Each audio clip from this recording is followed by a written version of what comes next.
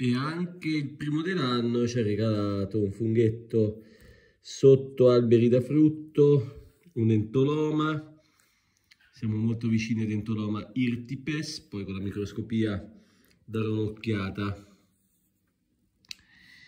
Guardate qua, entoloma della sezione Leptonia, entoloma, cioè, siamo in questa sezione, vedete? Rinvenuto tra il fico e il susino, proprio stamani. Primo dell'anno, funghi tutto l'anno.